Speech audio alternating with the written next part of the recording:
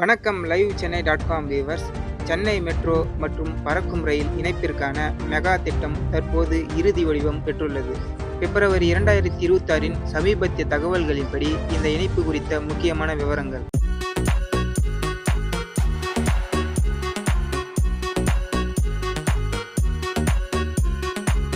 இந்த திட்டமானது தென்னக ரயில்வே மற்றும் தமிழக அரசுக்கு இடையேயான புரிந்துணர்வு ஒப்பந்தம் வரும் ஜூன் 2026க்குள் கையெழுத்தாகும் என எதிர்பார்க்கப்படுகிறது. ஒப்பந்தம் கையெழுத்தான பிறகு அடுத்த 24 முதல் 30 மாதங்களுக்குள் பறக்கும் ரயில் முழுமையாக சென்னை மெட்ரோவின் கட்டுப்பாட்டிற்குள் வரும். மேலும் மெட்ரோ தரத்திற்கு பறக்கும் ரயிலை உயர்த்த சுமார் 4200 கோடி செலவிடப்பட உள்ளது. இதற்காக உலக வங்கியிடம் நிதி உதவி கோரப்பட்டுள்ளது. இந்த திட்டத்தின் முக்கிய அம்சங்கள்: தற்போதைய ரயில்களுக்கு பதிலாக 25 புதிய குளிரூட்டப்பட்ட ரயில்கள் அறிமுகப்படுத்தப்படும்.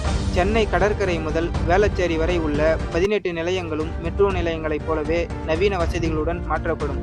அனைத்து நிலையங்களிலும் எஸ்கலேட்டர்கள், லிஃப்ட் வசதிகள் மற்றும் உயர்தர பாதுகாப்பு கேமராக்கள் பொருத்தப்படும். அடுத்ததாக வேளச்சேரி பரங்கிமலை இணைப்பு.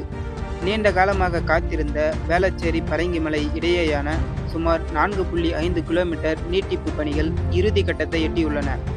இதன் மூலம் வேளச்சேரி மக்கள் நேரடியாக பரங்கிமலை மெட்ரோ நிலையத்துடன் இணைய முடியும். அடுத்ததாக வர்த்தக ரீதியான மாற்றங்கள். நிலையங்களை சுற்றியுள்ள சுமார் 500 மீட்டர் பரப்பளவில் வர்த்தக வளாகங்கள், அலுவலகங்கள் மற்றும் உணவகங்களை உருவாக்க சென்னை பெருநகர வளர்ச்சி குழுமம் திட்டமிட்டுள்ளது. மெட்ரோ மற்றும் பறக்கும் ரயில் இரண்டிற்கும் சேர்த்து ஒரே டிக்கெட் அல்லது ஸ்மார்ட் கார்டு மூலம் பயணம் செய்யும் வசதியும் கொண்டு வரப்படும். தமிழக அரசு தென்னக ரயில்வேயிடம் உள்ள 33% பங்குகளை சுமார் 600 முதல் 700 கோடி கொடுத்து வாங்க உள்ளது. இதன் மூலம் இந்த திட்டம் 100% மாநிலம் அரசின் திட்டமாக மாறும். இந்த இணைப்பு முழுமையாக முடிவடையும் போது சென்னை கடற்கரையிலிருந்து வேளச்சேரி வழியாக பரங்கிமலைக்கு செல்வது மிகவும் எளிதாகும். மேலும் ஜனவரி 2029க்குள் இந்த முழு பாதையும் சர்வதேச மெட்ரோ தரத்திற்கு மாறும் என எதிர்பார்க்கப்படுகிறது.